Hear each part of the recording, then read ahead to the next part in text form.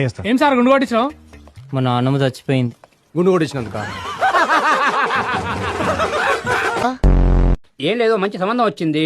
10 తులాల బంగారం, 20 ఎకరాల పొలం ఇస్తా అంటున్నారయ్యా. అచ్చా పిల్లనియరా? మందు అమ్మాయిలు అట్లాంటివి మీరు తెచ్చుకోవద్దు. ఎందుకు? మీరే ఇస్తారా? ఈ అమ్మాయికి లైఫ్ ఇద్దాం అనుకుంటారు అమ్మ. వదిలేస్తున్నావా?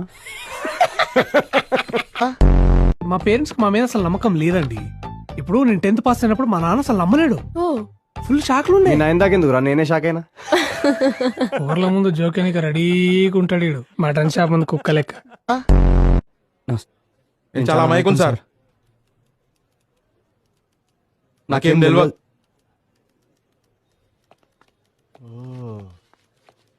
అబద్ధం చెప్తే నమ్మేటట్టు ఉండాలరా.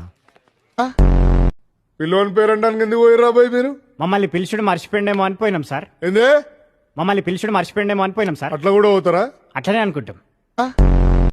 నా పగను లావాలా మార్చే మంచి ఐడియా ఒకటి వచ్చింది. ఏందన్నా అది? మంట ఎక్కడ పెడితే ఢిల్లీలో కనపడుతుందన్నా? సౌండ్ ట్రంప్ కనపడాలి. వినపడుతుందన్నా? పగిలిపోవాలి. పగిలిపోతుందన్నా? అయితే నిన్ను నువ్వే అంటించుకో. అంటించుకో. లేపండి. శ్రీకాంత్ జోగిపేట్ మొత్తం లేడీస్ రౌడీ సలాం కొడతారా నేనంటే. నా పాకెట్లు ఎప్పుడు గాజులు గన్లు పెట్టుకొని తిరుగుతారా నేను.